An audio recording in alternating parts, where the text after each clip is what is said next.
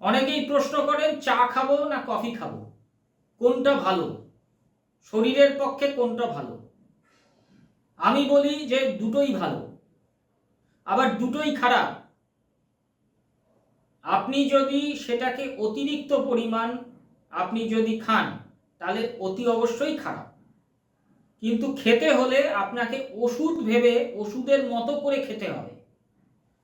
যেটা যার কাজ সেই কাজটা তাকে দিয়ে করাতে হয়, অন্য কাউকে দিয়ে সেই কাজ হয় না।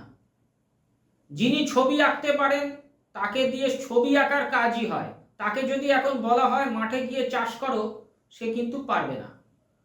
আর যিনি মাঠে চাষ করেন তাকে যদি বলা হয় আপনি ছবি আঁকুন, হবে না, কারণ সে সেটা পারে না। যে যেটা পারে তাকে দিয়ে সেই কাজটাই করানো প্রয়োজন। তাই চায়ের প্রয়োজন আলাদা, কফির কাজ আলাদা। তো চা বা কফি কোন সময় কোন ব্যক্তির ক্ষেত্রে কোন পেশেন্টের ক্ষেত্রে আমি কিভাবে কাজে লাগাবো সেটা আগে জেনে নেওয়া খুব প্রয়োজন। সেইটা যদি আমরা জেনে ফেলি তখন চা কফি কোনটা কখন খাবো বা কোনটা কখন খাবো না সেইটা আমরা কিন্তু খুব ভালোভাবে জানতে পারবো এবং খুব ভালোভাবে কাজে লাগাতে পারবো। এবং তখন আর তর্ক করব না যে চাটা ভালো ছিল কফিটা খারাপ ছিল, বা কফিটা ভালো ছিল চাটা ভালো নয়, বা কফির দাম বেশি চায়ের দাম কম, ওইসব আলোচনা বা ওইসব বেকার কথাবার্তায় আমরা তখন আর নিজেদেরকে জড়িত রাখবো না। তার কারণ আমরা অলরেডি তখন সম্পূর্ণভাবে জেনে যাচ্ছি যে কোনটা কার কাজ।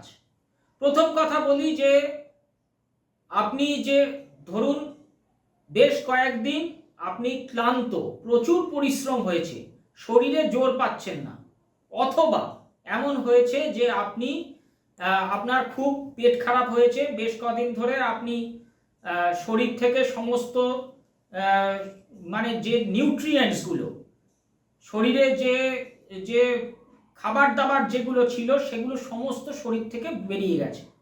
আপনি প্রচুর পরিশ্রম করেছেন, খুব ভারী ভারী জিনিস টানা ইত্যাদি এইসব করতে হয়েছে, তখন সেক্ষেত্রে লাল চা মানে যেটা লাল রঙের যে লিকার চা, সেই লিকার চায়ের সাথে আপনি দিতে পারেন হচ্ছে জিরের গুঁড়ো, তার সঙ্গে হালকা চিনি মেশাতে পারেন। অনেকেই বলে চিনি খাবো, চায়ে চিনি খেতে নেই, অথচ মিষ্টির দোকানে গিয়ে গপাগপ মিষ্টি মুখে ফেলছে, মানে খেয়ে ফেলছে, পুরো মিষ্টির দোকানে দাঁড়িয়ে মিষ্টি শেষ করে ফেললো, কিন্তু চায়ে সে চিনি খায় না। এগুলো হচ্ছে মানে লোক দেখানো ছাড়া কিচ্ছু নয়। ওগুলো থেকে বিরত থাকুন, নিজের বুদ্ধিকে কাজে লাগান। আপনার শরীর থেকে যে খাবার দাবারগুলো বেরিয়ে গেছে সেইগুলো আপনি আবার পরিপূরণ করবেন। তার জন্য আপনাকে কি করতে হবে, সেই চা খাবেন। এরকম যদি শরীরে দুর্বল হয়ে থাকে সেই সময় চা খাবেন, কফি নয়।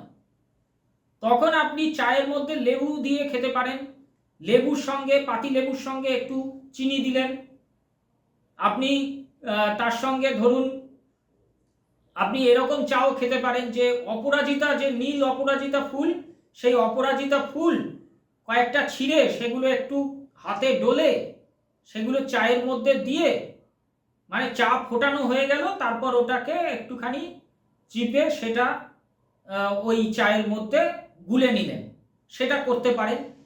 আপনার শরীরে খুব দুর্বল শরীরটা, তখন আপনি জিরের গুঁড়ো দিতে পারেন।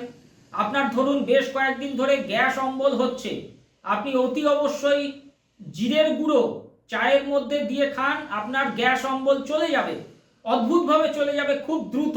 আপনাকে কোনো রকম কোনো ওষুধ খেতে হবে না।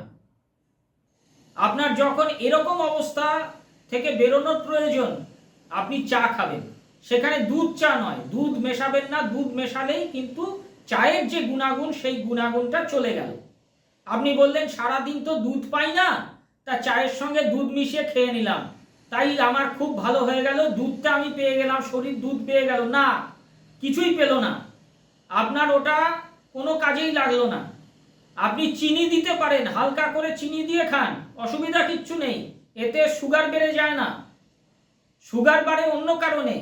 সুগার হচ্ছে একটা হচ্ছে আপনার ইনসুলিন কাজ করছে না বা ইনসুলিন শরীরে তৈরি হচ্ছে না, তার জন্য হতে পারে। আরেকটা হচ্ছে আপনার শরীরের মধ্যে সুগারের পরিমাণ বেশি, আপনি কায়িক পরিশ্রম করছেন না, তার জন্য হচ্ছে। অথবা আপনার অ্যাংজাইটি আছে, প্রচুর চিন্তা দুশ্চিন্তা করছেন, সারাদিন মনটা ভালো নেই, তার জন্য হচ্ছে। সেসব ক্ষেত্রে চা কিন্তু খুব ভালো কাজ করে। এবং আপনি হালকা চিনি দিতেই পারেন, এইভাবে আপনি চা খান। আর কফির ক্ষেত্রে বলবো যে একটি লোক খুব মোটা, তার কোলেস্টেরলের মাত্রা খুব বেশি, সে মোটা, সে হাঁটাচলা করে না, সে এরকম মোটা লোকেদের ক্ষেত্রে কফি খাওয়া খুব ভালো। সেক্ষেত্রে আপনি দিনে একবার কফি খান, কিন্তু তখন আবার বলবো যে সেটায় দুধ মেশাবেন না, দুধ মিশিয়ে খেয়ে লাভ কোনো হবে না। আপনি কফির সঙ্গে হালকা চিনি দিতেই পারেন। অনেকেরই কফি খুব তেতো লাগে, সেই কফি তেতো কফি যেহেতু লাগে তাই জন্য আপনি চিনি মেশাতে পারেন, কিন্তু আপনাকে রোগা হতে হলে, পাতলা ছিপছিপে চেহারা পেতে গেলে আপনাকে কফি খেতে হবে।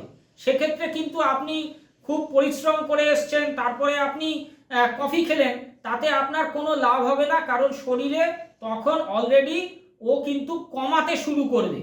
যে ফ্যাটটা ভেঙে তো আপনাকে কার্বোহাইড্রেট তৈরি করবে শরীর, সেটা তৈরি করবে কি করে যদি কফি সেটাকে কমিয়ে দেয়। তো তাই জন্য মোটা লোকেদের জন্য বা যেটা হচ্ছে মাসেল রিপেয়ারিং, কোনো একটা মাসেল রিপেয়ারিং এর ক্ষেত্রে আপনি সারা দিনের মধ্যে একবার কফি খেতে পারেন, কিন্তু চা খাবেন তখন যখন শরীর খুব দুর্বল। তো দুটোই প্রয়োজন, দুটো সময় প্রয়োজন। যারা জিমে দীর্ঘদিন ধরে পরিশ্রম করে চলেছেন, জিমে যাচ্ছেন, কিন্তু আপনি পাতলা হতে পারছেন না, ছিপছিপে চেহারা পাচ্ছেন না, আপনি দিনের মধ্যে দুবার কফি খেয়ে দেখুন, একবার না দুবার, সেক্ষেত্রে দুবার কফি খেয়ে দেখুন, আপনার জিমের যে ব্যায়াম করেছেন সেটার যে দেখবেন যে খুব তাড়াতাড়ি তার কাজ হচ্ছে। তার কাজটা কিন্তু জিমের ব্যায়ামে এতদিন হচ্ছিল না, কফি খাওয়ার পর সেটা হয়ে গেল দ্রুত। এরকম তথ্যগুলো পেতে গেলে আমাদের চ্যানেলটি লাইক, শেয়ার, সাবস্ক্রাইব করে আমাদের পাশে থাকবেন। অসংখ্য ধন্যবাদ, নমস্কার।